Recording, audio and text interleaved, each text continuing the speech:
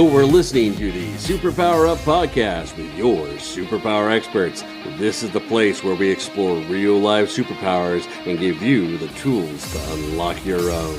Hello, everyone. This is Tonya Dawn Recla, your superpower expert, and I'm excited to have with us today a delightful man. Michael Levitt is all about boundaries. What I love is that, in the superpower world, like the opening of his bio is like, Michael Levitt brings people back to life. Well, as you know, in our world, that could mean many, many, many things.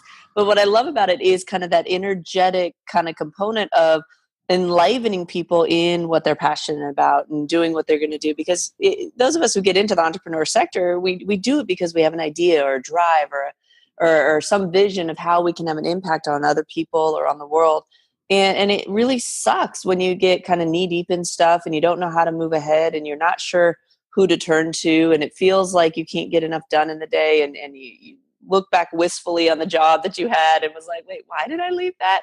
So I really love this dialogue because, entrepreneurship will grow you in so many different ways. And one of the ways that it's really crucial to embrace is this concept of boundaries and really learning, where you start, where you finish, how you structure your day, how it fits into your life. If you're a parent, a spouse, whatever your other obligations are or the things that you've shaped in your life and created for yourself, how do you manage all of it? And so this is a really important conversation for those of us who get into business for ourselves. So we're going to talk about being an entrepreneur with boundaries.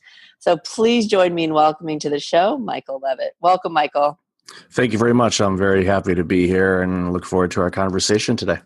Awesome. I do as well. We met you over at New Media Summit, and it was just delightful to connect with you there. So I'm excited to extend that conversation to our audience. Likewise. It was a great event.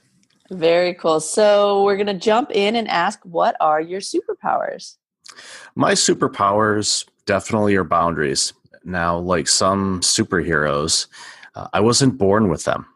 And it nearly cost me my life back in 2009, where I had a pretty significant heart attack. And quite frankly, my cardiologist was surprised that I survived it.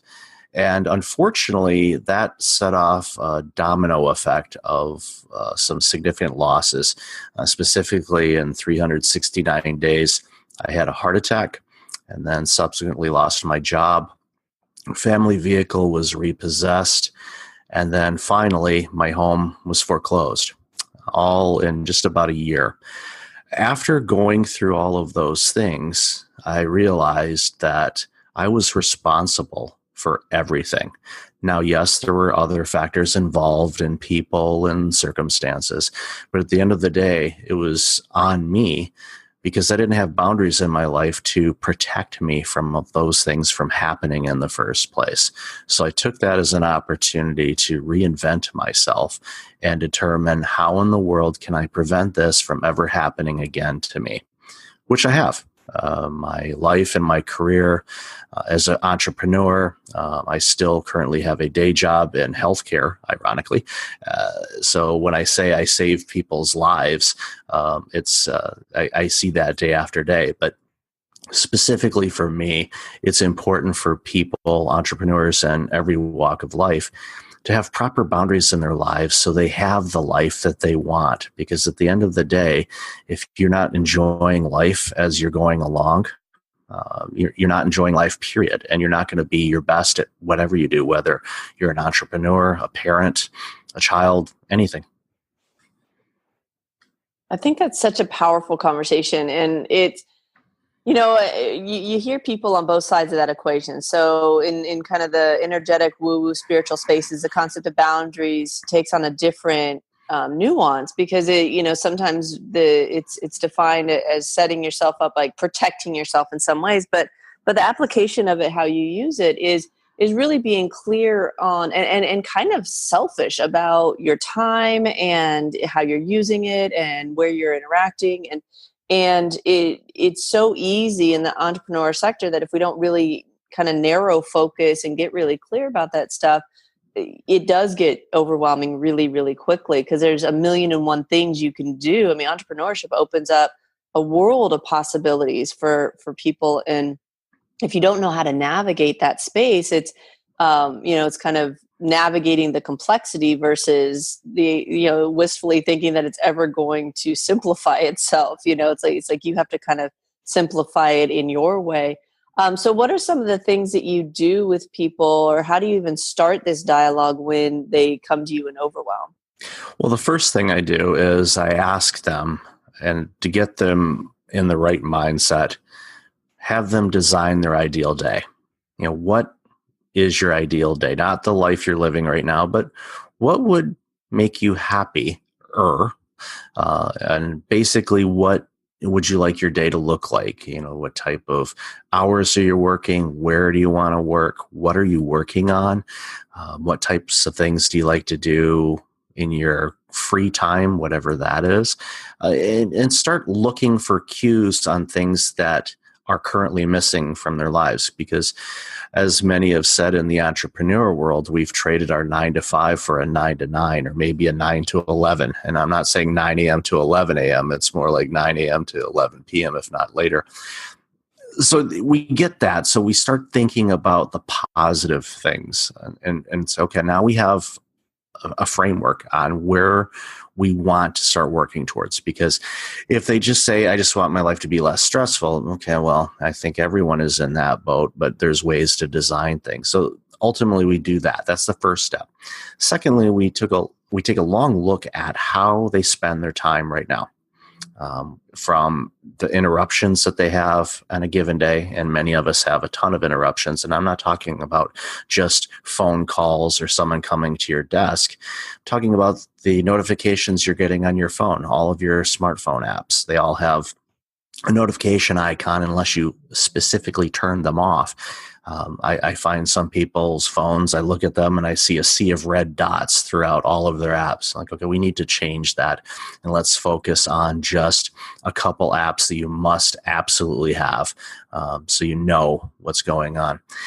And then ultimately figure out where their energy levels are throughout the day. Because too often, I think many of us are trying to do things during the day, and our energy levels are not matching up with the things that we're working on. So we figure out, okay, where does your energy levels match up with the tasks that you're doing? For an example, I like to work on things early in the morning. So I load up my day, tongue in cheek, of course, with things that I need to work on and I need to get done in the next day or two. Most important tasks. I don't pick more than 2 or 3 of them. And then in the afternoons, I free up for phone calls, meetings, follow-ups, things of that nature, because I know that's how I work. Now, I have counterparts that are the exact opposite, where they like meeting in the morning and they spend their afternoons doing the deep work and focusing on the things that they need to get done. You can be flexible about that from time to time, especially if you're working on a big project with someone. But at the end of the day, you need to figure out how you operate and how you work and what makes sense for you and the hours that you need to work. It's so funny you talk about the phone and the disruptions and everything else. Like, one of my secrets to success is I never have my ringer on. Like, I shut all noises. My phone doesn't make a single sound in a rare situation. And it's weird, but people are like, how do you do that? Like, how do you know when people call? Like, how do you know when you need to do this? And I'm like, I just know. Like, I know to look at it. Like, I just trust myself that if I'm immersed in something else, that I don't need to be disrupted. I don't like the jarring effect of the sounds. And I really started playing with that, and it's created so much peace in my existence. And I did exactly what you're talking about. I shut off almost all my notifications, and got really selfish around it. And that was the way that I tackled that productivity piece. So I appreciate what you're talking about. We're going to take a real quick break here. But before we do, Michael, where can people go to find out more about you? They can go to breakfastleadership.com, and to honor all of the listeners, if they go to breakfastleadership.com/superpower, they can get a free digital copy of my book, 369 Days, How to Survive Your Worst Case Scenarios. Awesome. I love it. Well, we're going to be right back, folks. We're talking with Michael Levitt about being an entrepreneur with boundaries. Stay with us, and we're going to unfold some more tips and tricks for you. We'll be right back. Are you here to change the world? Do you talk about things like vibration, frequency, awakening, and consciousness? Are you pretty sure you have superpowers? The Superpower Net is unlike normal coaching programs and conscious communities. We provide training, intuitive guidance, peer-to-peer learning, intensive one-on-one coaching, and a high vibrational network of people just like you. When you join the net, you get 24/7 access to a collaborative group of people who support you as you master your personal power and unlock your superpowers. If you're ready to use your superpowers to change the world, then join the Superpower Net today. Visit superpowerexperts.com/the net to learn more. Awesome. We're back. We're talking with Michael Levitt today about being an entrepreneur with boundaries. You're listening to the Superpower Up podcast. So, Michael, we talked a little bit before the show about, technology and things in ways that it's disruptive. I think that's a common conversation, and everybody's kind of got their philosophies about it and everything else. But what about the non-technology aspects? So, what about kids and relationships and people who, have expectations of your time and how to manage client expectations and juggling different pieces, and how do you approach that aspect in business? In business and in life, communication is crucial. I don't want to say a heart-to-heart conversation, but have just a peaceful conversation with your colleagues, your boss, your loved ones, indicating to them that there's going to be certain times of the day or a week or maybe even a season, depending on the type of work that you're doing, where you need to be able to focus on the things that you need to do. Get an understanding from them what they need and when they need it, and then you can balance those things out. If you have supportive family and loved ones, it makes it a lot easier. I find too, especially in the corporate world, where if I'm working with someone that has been working at the organization for a long time, they're afraid that their boss is going to be completely upset with them because they're changing the way that they approach things and they're changing the way that they do their job. And I always tell them, well, you need to have that conversation before you start rolling out these changes, because you may find that your employer will be ecstatic that you're doing it, because they probably have noticed that you've been approaching burnout, but maybe they weren't really sure on how to approach you about it or even how to change how you're doing things. So communication is crucial, and just talk with them and get their input. Make sure it's not a case where you're going to say, this is the rules and this is when I can't be interrupted. Have it be a little bit more civil than that. Just say, does this time work for you? Because if you figure out that, for example, children, if they're asking for things between 7:30 and 8:30 at night, and that's typically when they need you, do your best not to do any work during that time. Then that way you won't have any type of conflict, because that's the time that you've allocated to them. Now, if they start asking for things after that or before that, and they have an understanding that you're working on something, but you'll get to them momentarily, for the most part, they should be okay with it. Unless they're two, then all rules are out the door with that. I love it. Well, and what something that you're discussing here is what we talk about around entering into a conversation with somebody prior to kind of the gearing up. Like a lot of people don't want to go into a conversation unless they know exactly what they're going to say and exactly how they want the conversation to go. And it's like, it's one thing to visualize, an outcome that is acceptable to you, but you're doing the person, it's not really fair to the other person. You're doing them a disservice if you go into it with this kind of preordained concept of how you want it to go, because it sets you up for disappointment, because it doesn't allow for the other person's contribution to the dialogue. And sometimes if we go into it with a real open mind, like you're talking about, the other person may have suggestions or solutions that you didn't think of, plus to get their buy-in on it, if it's a boss or even a child or a spouse, is huge. Like it's powerful when two people are willing to come together and say, hey, this is what I've identified. How can we make this work? Versus I'm going to do this and and now it's a battle. It's so much more easy and free flowing if you go into it kind of with a curiosity. I know with us, one of the solutions we came up with for Neva, because we all work and exist in the same space all the time, is, she wants our attention. She can ask in a way that says, hey, may I have your attention right now? And then we get the opportunity to say, not right this second, give me 5 minutes to wrap this up, and then I can give you my attention. Because otherwise it creates frustration because we're trying to get something done and she's trying to talk, and it's, it's just a much more amicable experience. So I have firsthand knowledge of the value of kind of getting everyone on the same page. It saves so much time and grief and anxiety, because in that example you just gave, your daughter knows, okay, you're working on something. She may not have a complete understanding as to what, but you say, not at this moment. And then you say, may I have, 15 minutes, or I can go over this with you in a half an hour or an hour. Is that okay? Yes, that's fine. And everything works out the same. Same thing in a work situation. I found in working with people that their bosses were actually thrilled, because then they set up a communication routine, a normal schedule, and how they want to be communicated with. And what it does is it creates some, clarity and standardization of when your employer will know that you're going to be reaching out to them.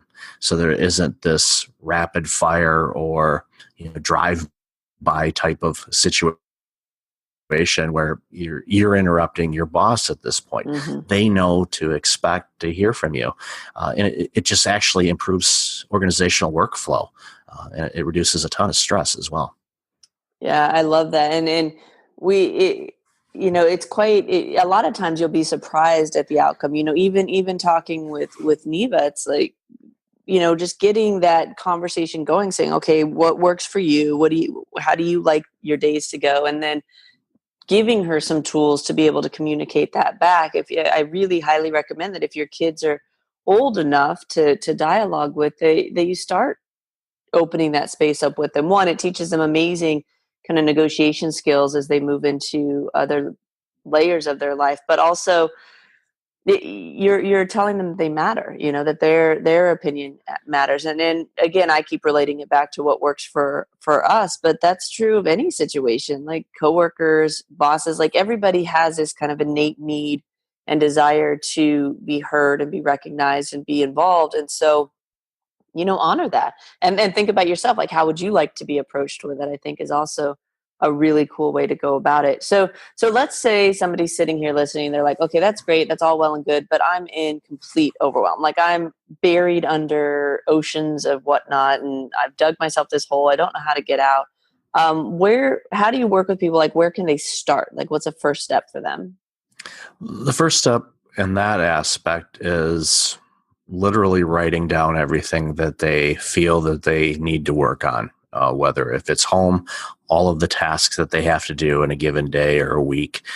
If it's work, then literally write down on a piece of paper. And I even say, write this down. Don't even type it in. There's something about writing notes that actually connects with the brain. I haven't looked into it in great detail, but I know for a fact for me, I tend to retain things when I actually write them down instead of typing it in a notepad on the computer. So list it all out, and then you look at it, and that first is like, wow, this is absolutely insane. And then I ask them to pick 3 things that they think that they could get off of that list within a day or 2. And then I say, okay, that's what you're going to focus on. That's what you're going to work on as much as you possibly can over this next couple of days. And then touch back with them, and they have completed those things. It's like, all right, now we're going to repeat that exercise again. And they start doing that. So what they see is they start saying, okay, I am completing things. And one of the key takeaways that I've learned over the past 8 years is when you're working on to-do items and you finish them, for some reason, we've lost the ability to celebrate our victories and celebrate our accomplishments. It's as if we're just machines and we're just doing things and we're not actually taking a moment and reflect on what we've just accomplished. it's a lost opportunity, because when you finish a project or any type of endeavor, you should take time to reflect on it and see if there's any lessons there on how you can improve how you do other things, or even just that, self-gratification of, I was able to get through this. That's been on my to-do list for 6 months. It's done. And actually let that feeling resonate within you. It gives you confidence. It gives you that ability to say, I can take on more now. But the biggest thing with that to-do list is to look at it as well and go, okay, what's on this list that I could delegate or not do? Because there's so many things that we want to do, but we simply just can't do them all. We can't. There's so many things that we can choose to do. The key is to figure out what we should be choosing to do and what we shouldn't be doing. Well, and that's so hard, I think, especially in the entrepreneur space, because, most people find themselves in this, position of wanting to expand, and, the income revenue or whatever the cash flow situation might be, it is challenging, and how to figure out how to expand while honoring where the business is at and continuing to do that kind of two-step tango routine that so many of us do in that space. And I like your approach. Like, it's real practical, very grounded. Like, look, like people say, you don't have to eat the whole elephant, like take a bite and take another bite, and the next thing you know, now you've got systems in place, and it really does grow you in an amazing way in your cellular confidence in that expansion.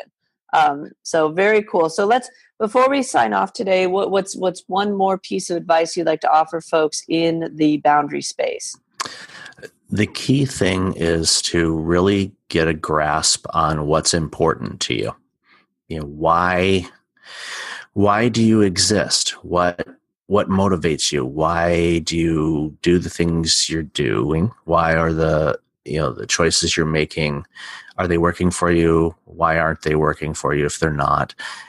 And get to that space where the level of accomplishment that you feel is really fulfilling your life. Because if you are in a job or in a situation that's not working for you right now, there's a good chance is because you've been saying yes too often to things, and you should have been saying no.